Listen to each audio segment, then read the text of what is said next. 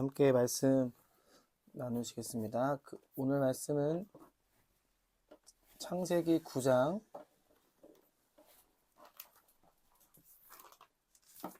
19절 한 절 말씀, 그리고 24절부터 27절까지 말씀을 함께 읽겠습니다. 창세기 9장 19절 그리고 24절에서 27절까지 창세기 9장 19절 말씀 먼저 함께 읽겠습니다. 노아의 이 세 아들로부터 사람들이 온 땅에 퍼지니라. 24절부터 27절까지입니다. 노아가 술이 깨어 그의 작은 아들이 자기에게 행한 일을 알고 이에 이르되 가나안은 저주를 받아 그의 형제들의 동들의 종이 되기를 원하노라 하고, 또 이르되 셈의 하나님 여호와를 찬송하리로다. 가나안은 셈의 종이 되고 하나님이 야벳을 창대하게 하사 셈의 장막에 거하게 하시고 가나안은 그의 종이 되게 하시기를 원하노라 하였더라. 아멘. 우리 계속 본문의 말씀을 가지고 함께 말씀을 나누고 있습니다. 노아의 홍수 심판 이후에 남아있는 사람은 노아와 노아의 식구들이었습니다. 노아 방주 안에 있었던 식구 8명, 그리고 오늘 본문 19절 말씀처럼 노아의 방주에서 나온 아들들은 셈과 함과 야벳이었습니다. 뭐라고 말씀하시냐면 성경은 이들로 인해서 세상에 많은 사람들이 많아졌다라고 기록을 하고 있습니다. 그러면 지금 세상에는 남자로 여겨지는 사람들은 누구밖에 없는 거예요? 노아와 노아의 아들 셋밖에 없는 거예요. 그러니까 어떤 부류의 사람들이 존재하느냐라는 거죠. 지금 노아의 심판 사건 이후에 온 땅에 이 세 아들로부터 이제는 확장되어가는 이 과정 속에서 노아의 세 아들과 같은 부류의 사람들이 이제는 존재한다라고 이야기를 하고 있는 겁니다. 오늘 말씀이 조금은 어려우실 수도 있는데 잘 한번 생각해 보시기 바랍니다. 그러니까 노아의 세 아들의 부류의 사람들이 있다라고 하는 것은 24절부터 27절까지의 말씀처럼 노아가 이 세 아들들에게 한 이야기, 메시지들이 있어요.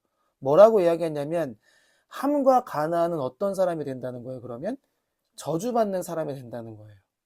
그리고 셈과 같이 하나님께 기도하여 응답받음을 통하여서 찬양하는 자가 있고요. 그리고 누구와 같은 사람이 있는 겁니까? 야벳과 같은 사람이 있다는 거예요. 그러니까 노아의 홍수 심판 이후에 이 세 부류의 사람이 존재한다는 겁니다. 다시 말씀드리면 함과 가나안처럼 저주를 받는 사람이 있고, 셈처럼 우리 지난주의 말씀처럼 하나님께 기도하여 응답받음을 통하여 찬양을 끌어내는 사람이 있고, 나머지 한 사람은 야벳과 같은 사람이 있다는 거예요. 그러니까 누가 저주받고 누가 축복받았다라는 의미가 아니라, 이 말씀을 조금 쉽게 말씀을 드리면 어떻게 해야 구원을 받고 어떤 사람이 되어야 하나님의 뜻에 합당한 사람이 되는지, 그리고 어떻게 하나님의 뜻을 알고 하나님의 원하는 구원을 이루어 나갈 것인지를 보여주는 사건이 노아의 홍수 사건 이후에 노아가 술에 취하고 셈과 함과 야벳에게 저주, 어떤 메시지를 전달하는 이 내용이 우리에게 보여준다는 거예요. 노아의 홍수 심판은 이미 하나님께서 심판하신 사건입니다. 이 사건을 신약에서는 뭐라고 말씀하시냐면 물세례 사건이라고 이야기를 해요. 그러니까 노아는 하나님의 구원이 이루어지는 방법이 무엇인지를 보여주는 대표자라고 볼 수 있는 거죠. 노아의 방주를 통하여서. 그러니까 저와 여러분들도 어떤 구원의 방법과 목적이 이루어지느냐? 노아와 같은 구원의 방법과 목적이 우리의 삶에도 이루어져야 된다는 거예요. 그걸 보여주시는 거예요. 그러니까 세 아들들의 이야기는 누구 안에? 사실 우리 안에 있는 세 가지 속성을 이야기하고 있는 거예요. 세 가지 속성. 하나님의 축복의 근거는 육에 있을까요? 영혼에 있을까요? 영혼에 있는 겁니다. 육에 있는 게 아니에요. 그러니까 무엇을 우리가 육적을 통해서 잘해서가 아니라 영 자체가, 우리의 영혼 자체가 어떻게 되는, 깨어나야 된다는 거예요. 하나님을 향해 있어야 되는데 결국은 하나님께서 뭐 하시는, 우리의 영혼을 살리심으로 축복하시겠다라고 하는 겁니다. 우리의 영혼을 살리심으로 축복하겠다는 거예요. 그러면 우리의 영혼을 살리시겠다라고 하는 것은 우리의 영혼이 지금 어떤 상태에 있다는 겁니까? 죽어있는 상태에 있다는 거예요. 그러니까 함과 가나안이 노아의 말을 통하여서 저주를 받았다라고 이야기하지만 그것은 무엇을 상징한다고 볼 수 있는 겁니까? 영혼 육 중에 육을 상징하는 거예요. 우리에게 육이라고 하는 것은 잠시 필요한 거죠. 그래서 육은 무슨 노릇을 해야 된다는 거예요? 종노릇하며 살 수밖에 없다는 겁니다. 세상의 종노릇. 왜냐하면 그렇지 아니하면 온전한 구원이 이룰 수 없기 때문에 그렇다는 거예요. 우리가 종노릇을 하지 아니하면 온전한 구원이 우리에게 이루어질 수 없는 거예요. 그럼 누구의 종노릇을 해야 되는 거예요? 셈과 야베덱의 종노릇 할 수밖에 없다는 겁니다. 그러니까 함의 아들 가나안은 누구의 종이 되어야 된다는 거예요? 야벳의 종이 돼. 누구처럼? 아브라함에게 엘리에셀이라고 하는 종이 있었던 것처럼. 종이라고 하는 것은 벗어날 수 없는 거죠. 이것은 육적인 사람, 육적인 본분을 이야기하는 겁니다. 그럼 야벳이라고 하는 속성은 어떤 속성을 이야기하는 거는 혼에 대한 이야기라는 거예요. 혼. 그래서 육신만으로는 저주를 받기 때문에 육신에 머물러 있는 사람에게는 축복이 이루어질 수가 없다라는 것을 우리에게 말씀해 주고 있는 거예요. 그러면 육적인 사람은 어떻게 해야 복을 받는다는 거예요? 야벳의 종, 야벳의 종으로서 있어야만 복을 받을 수 있다는 겁니다. 그 복이라고 하는 게 뭐예요? 오늘 본문의 말씀처럼 셈의 장막에 머무르는 거예요. 그러니까 종된 자는 결국 뭐에? 셈의 장막에 머무르는 은혜가 있지 않고서는 복을 누릴 수가 없다는 겁니다. 그걸 우리에게 가르쳐주고 있는 거예요. 그러니까 셈과 야벳의 종이 되어 그 안에 머무를 때 육신이라고 하는 것도 사실 저주가 아니라 뭐가 된다는 거예요? 복이 될 수 있다라고 하는 겁니다. 이런 의미에서 본다면 오늘 본문에 하나님이 노아의 입술을 통하여서 야벳을 어떻게 하신다고 했어요? 창대케 하신다고 그랬어요. 그러니까 창대케 해야지만 어디에 머무를 수 있다라고 말하는 거냐면 셈의 장막에 거할 수 있다라고 말하는 겁니다. 그리고 가나안은 그의 종이 되게 하시기를 원한다라고 말씀하고 있어요. 그러면 창대라고 하는 뜻이 뭡니까? 크게 번성한다는 겁니다. 그래서 우리가 크게 번성함에 대한 소망이 있죠. 이 땅을 살아가면서. 그런데 이 창대케 하사라고 하는 원문을 찾아보니까 어떤 의미가 있냐면 여러분 야벳의 이름의 뜻이 무엇인지 아십니까? 야벳의 이름의 뜻. 크게 번성한다, 확장한다는 의미가 있습니다. 히브리어로 이야기하면 파타라는 단어가 있어요. 그러니까 야벳을 창대케 한다는 것은 예페트라고 하는 단어, 이 예페트가 뭐냐면 파타라는 단어에서 그 어원의 출처를 찾아볼 수가 있어요. 그러니까 야벳이라고 하는 이름 자체가 창대라고 하는 이름의 의미를 담고 있다는 겁니다. 그럼 파타라고 하는 의미가 뭐냐면 열다, 개방되어 있다는 의미예요. 열다, 개방되어 있다. 우리가 지난 시간에 보면 히브리어 단어 안에는 긍정과 부정의 의미를 함께 갖고 있다고 그랬잖아요. 그러니까 열다, 개방한다, 넓다라는 의미도 갖고 있지만 히브리어 파타라고 하는 단어는 미혹하다, 속이다라는 뜻도 함께 갖고 있습니다. 그러니까 중요한 것은 열다라는 개념이에요. 그럼 뭐가 열린다는 걸까요? 뭐가? 마음이 열린다는 겁니다. 마음이. 심령이 열린다는 거예요. 그러니까 긍정적으로 쓰이는 경우는 성경에 별로 없습니다. 한두 건 정도? 나머지는 다, 그러니까 28번에서 30번 정도가 이 단어가 쓰이는데 대부분 다 긍정적으로 쓰이는 경우는 없어요. 다 부정적 의미로 사용되었습니다. 근데 오늘 본문에서만 창대케 하사라는 단어, 의미로서 번역이 되었어요. 나머지는 다 어떤 의미냐면 미혹하다, 유혹하다, 속이다는 뜻을 갖고 있다는 겁니다. 그러면 야벳의 마음의 지금 상태가 어떻다는 거예요? 열려 있다는 거예요. 무언지는 모르지만 열려 있기를 지금 원한다는 거예요. 누가 원한다는 겁니까? 노아가 그렇게 되기를 원한다는 거예요. 노아가 지금 자기 아들들에게 어떤 메시지를 말하고 있는데 하나님의 노아의 입을 빌려서 셈과 함과 야벳에 대해서 메시지를 전하고 있는데 야벳에게 전하는 말이 뭐냐면 야벳의 마음이 열려지는 마음이 되기를 원한다는 거예요. 왜?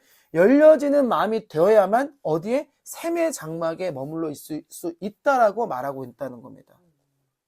그러니까 열려 있다라고 하는 것은 어떤 의미를 담고 있냐면 심판으로부터 구원을 받은 상태.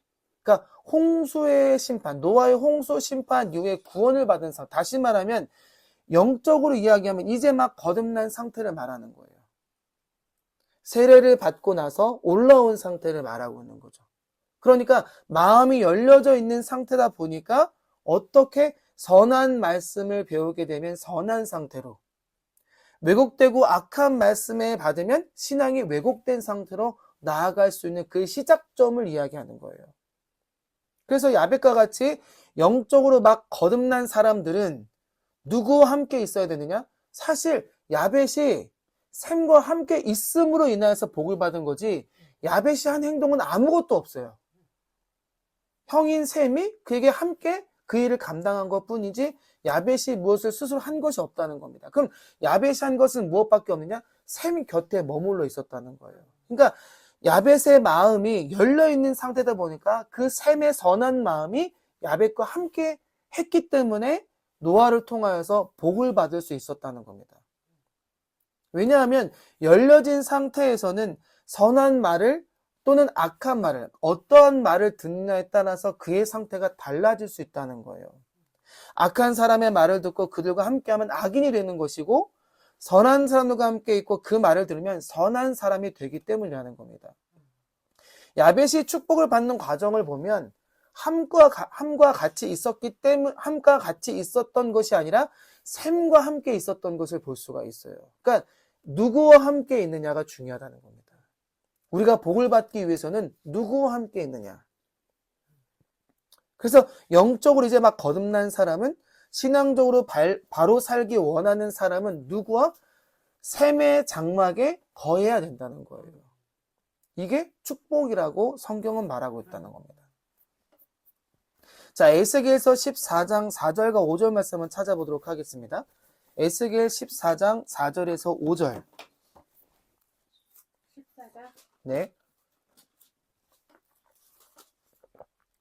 에스겔 14장 4절에서 5절 말씀입니다.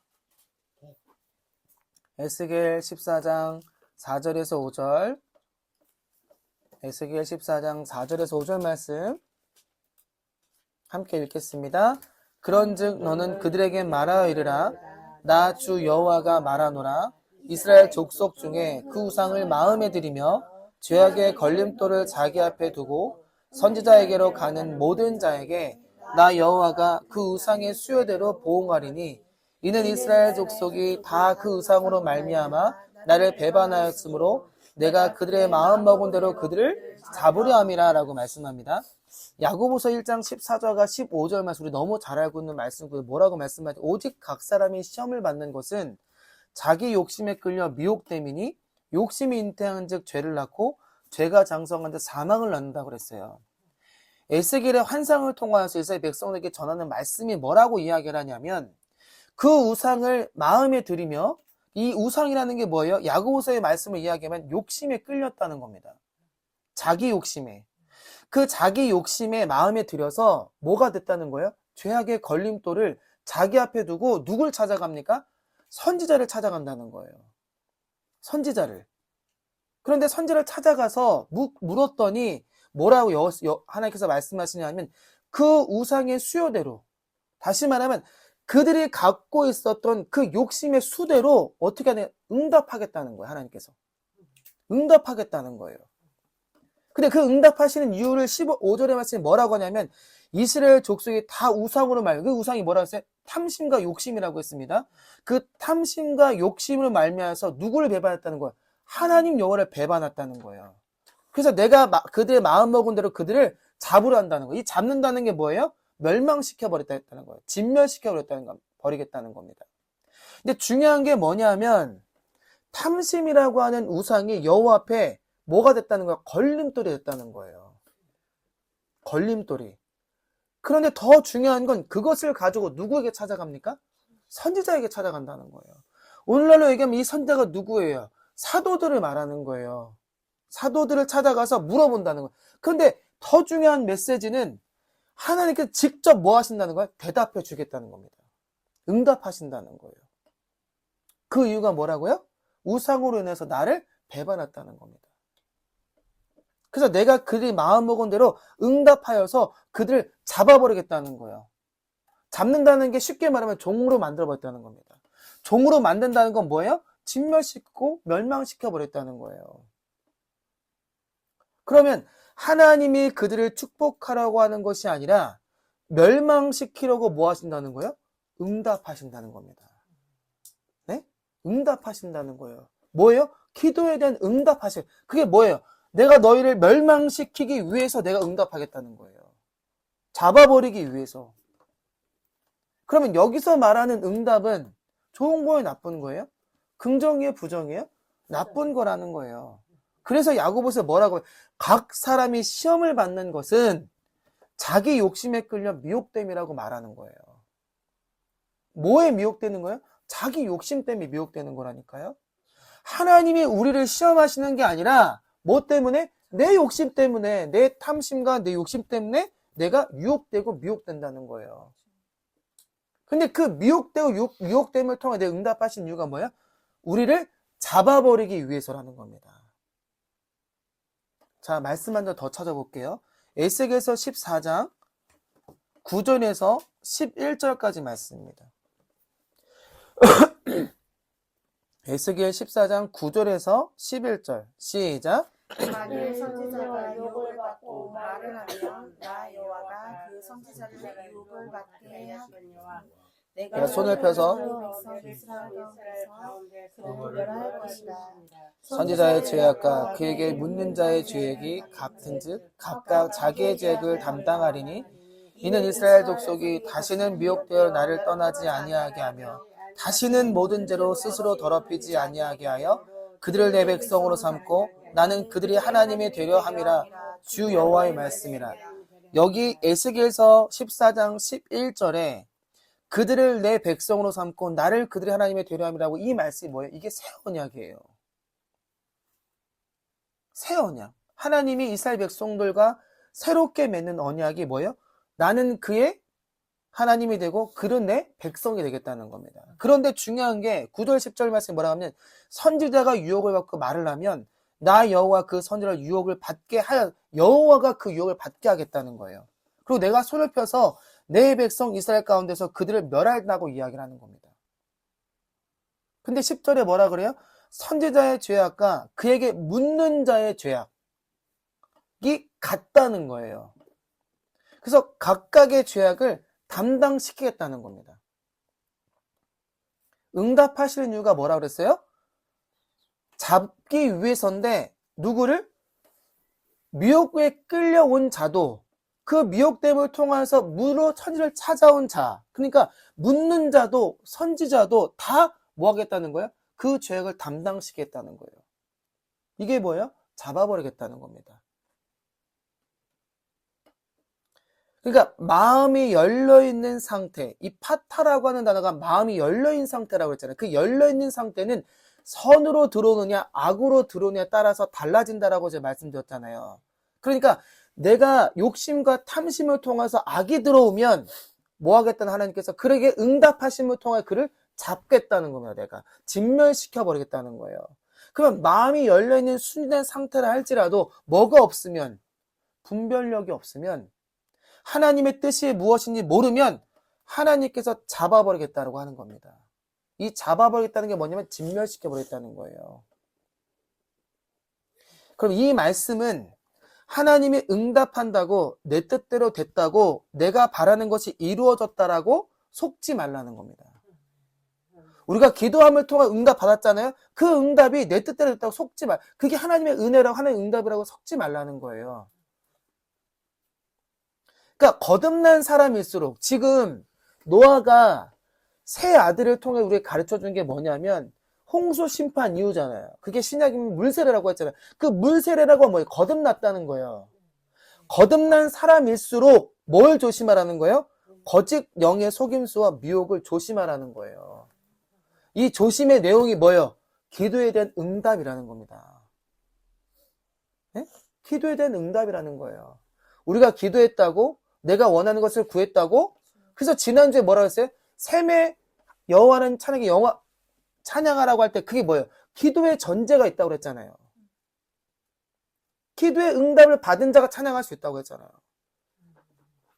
그러니까 두 가지가 있다는 거예요. 내가 원함으로써 응답이 하나님께 구한다 할때 하나님 응답하시는데 그 응답은 뭐라는 거야? 미혹됨을 통하여, 유혹됨을 통하여 내가 징벌받는 일이라는 겁니다. 그래서 마태복음 24장 24절에 보면 거짓 그리스도들과 거짓 선자들이 일어나 큰 표적과 기사를 보여 할 수만 있으면 뭐라 그래요? 택하신 자들도 미혹하리라 이야기해요. 택하신 자들도 미혹하리라. 그러면 미혹의 대상이 누구라는 거예요? 택한 자들이라는 거예요. 택한 자들.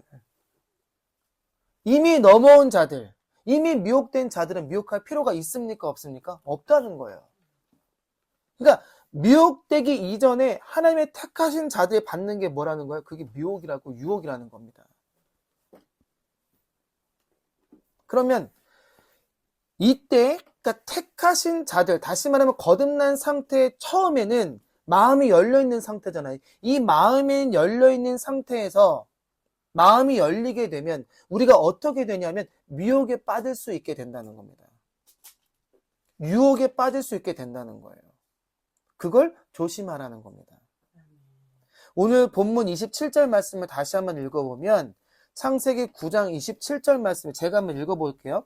하나님이 야벳을 창대하게 하사 셈의 장막에 거하게 하시고 가나안은 그의 종이 되게 하시기를 원하노라 했다. 이게 누구의 마음이에요? 노아 아버지의 마음이에요. 노아의 마음이라고요. 노아가 수리끼어 하는 말이 하나님이 야벳이 셈의 장막에 거하도록 창대케 하시길 원한다는 겁니다. 이 창대가 뭐래? 마음이 열려진 상태라고 그랬잖아요. 마음을 열어야 셈의 장막에 거하게 된다라는 말씀이에요. 야벳의 마음이 닫혀 있으면 뭘 들을 수 없어요? 하나님의 말씀을 들을 수가 없는 거예요. 무엇이 선인지 분별할 수 없다는 거예요. 그러니까 하나님의 말씀을 들을 수 없으면 뭐에 거할 수 없어요? 셈의 장막에 거할 수도 없다는 겁니다. 사실 야벳이 한 게 아무것도 없다니까요. 누구 곁에 있었다는 거예요? 셈하고 같이 있었기 때문에. 우리가 지난 시간에 계속 말씀드리는 게 이 셈의 여호와 하나님 뭐라 했어요? 셈의 이름을 통한 하나님이라고 했잖아요. 그게 신약으로 하면 그리스도를 표현한다고 그랬잖아요. 그러니까 그리스도의 곁에 있으면 복을 받을 수 있는 복 받는 내용이 뭐라는 거예요? 하나님의 장막에 거할 수 있다는 겁니다. 그러니까 미혹당하기 쉬운 열린 마음을 가지고 있는 자들은 어린 아이와 같은 순진한 마음이기 때문에 셈의 장막에 거하지 않으면 뭐 할 수 있다? 항상 미혹과 유혹에 빠질 수 있다는 거예요. 그러면 왜 셈의 장막에 거하라고 이야기할까요? 셈의 장막은 뭘 말하는 겁니까? 여호와 하나님의 장막을 말하는 겁니다. 그래서 저주라고 하는 이 내용은 셈의 집에 들어가서 종살이하고 종노릇하라고 하는 이야기가 아니에요. 그럼 어떤 내용을 담고 있을까요? 자, 이사야 4장 5절과 6절 말씀 찾아보겠습니다. 이사야 4장 5절 6절.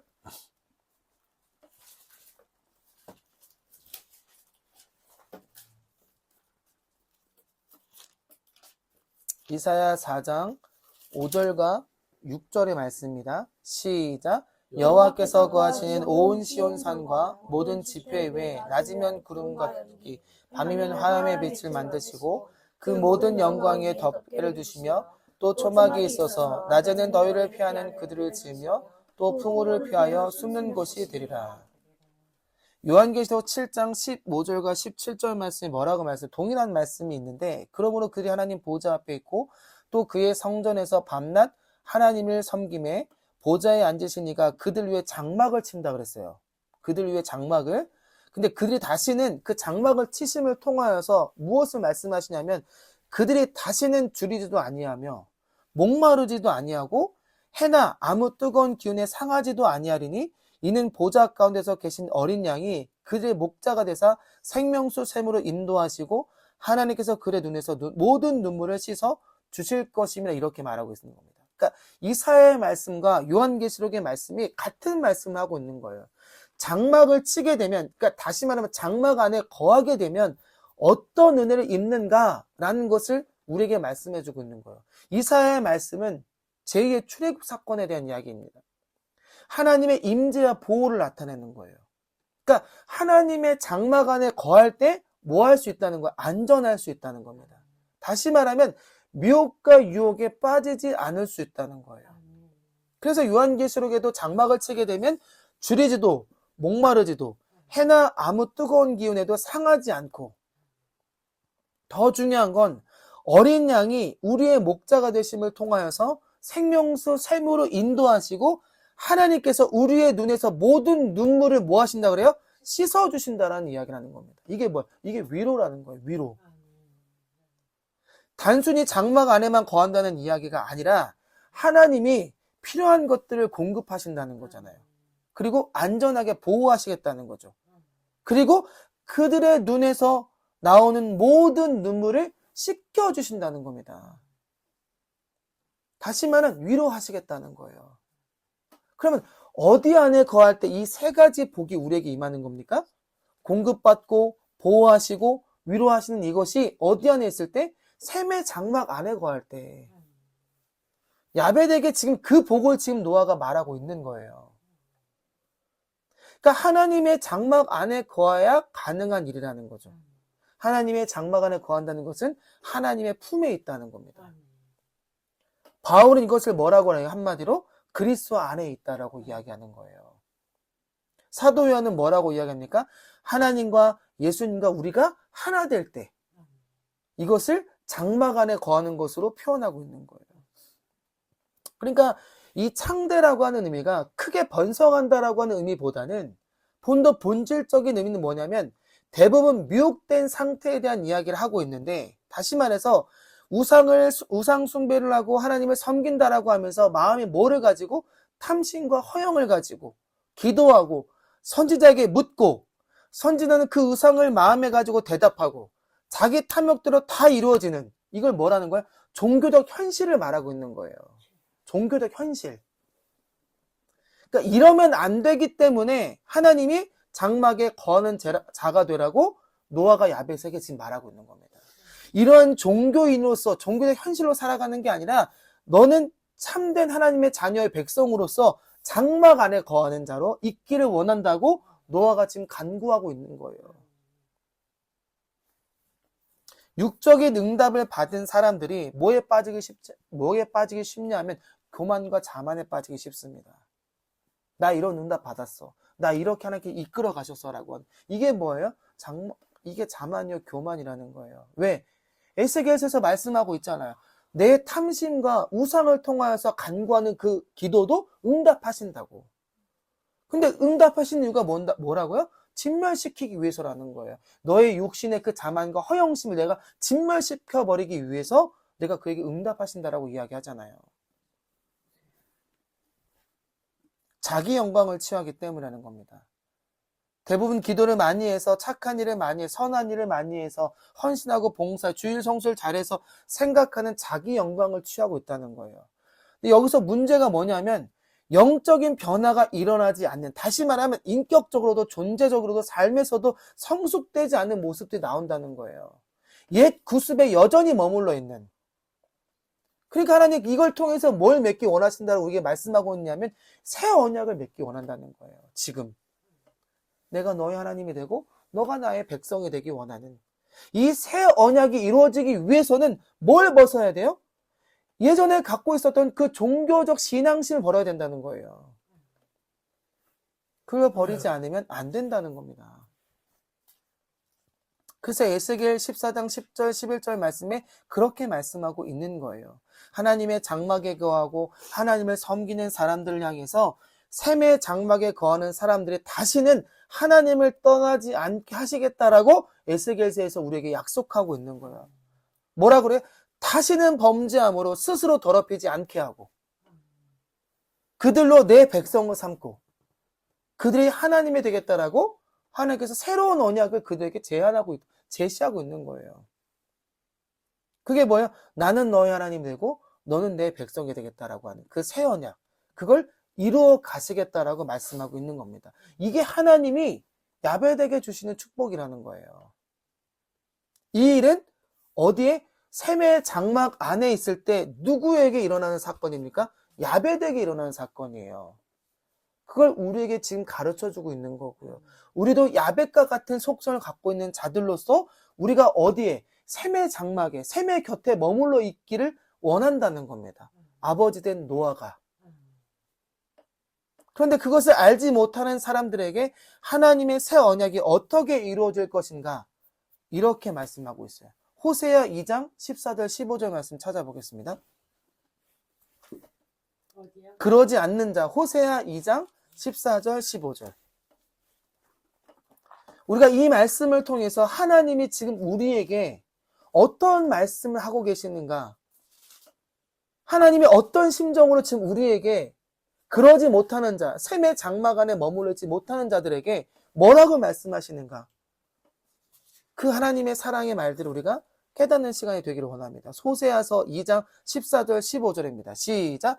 그러므로 보라, 내가 그를 타일러 거친 들로 데리고 가서 말로 위로하고 거기서 비로소 그의 포도원을 그에게 주고 악을 골짜기로 소망의 문을 삼아주니 그가 거기서 응대하기를 어렸을 때와 애굽 땅에서 올라오던 날과 같이 자, 하라. 애굽 땅에서 올라오던 때와 같이 한다는 게 뭐래요? 출애굽 사건을 말하는 거예요. 그런데 뭐라고 말씀하시냐면 그러므로 보라, 내가 그를 타일러서 거친 들로 데리고 가서 뭐 한다는 거예요? 위로한다는 거예요. 왜 위로해요? 왜? 거기서 비로소 그의 포도원을 그에게 주고 악을 골짜기로 소망의 문을 삼아 주리니 그가 거기서 응대하기를 어렸을 때와 애굽 땅에서 올라오던 날과 같다는 걸 말해주고 있는 거예요. 다시 말하면 내가 그 일을 타일러, 이 타일른다라고 하는 것이 히브리어 파타라고 하는 단어입니다. 오늘 본문의 말씀 창대케 하신다는 그 단어가 여기서는 어떤 말로 번역됐어요? 타일른다라고 하는 말로 번역된 거예요. 타일른다는 건 뭐예요? 설득시키겠다는 겁니다. 그 인격적 하나님이 나를 만남을 통해 내가 널 설득하겠다는 거야. 너 거기 머물려면 안 된다는 겁니다. 어디에? 애굽에. 종되었던 그 모습 머물러 있으면 안 된다는 거예요. 그래서 하나님께 광야로 데리고 와서 그를 설득하고 고치시겠다는 거예요. 하나님의 이 설득이 이스라엘 역사적 사건을 보면 바벨론 포로가 되어서 끌려간 사건을 말하는 겁니다. 광야로 상징되는 바벨론으로 그들이 포로가 되어서 끌려가는 과정이 하나님이 그들을 뭐 하시겠다는 거예요? 설득시키는 과정이라는 거예요. 또한 하나님이 그들을 치유하는 과정이고요. 바벨론에서 그들이 하나님의 무엇을 잘못했는지 깨닫게 하시겠다는 겁니다.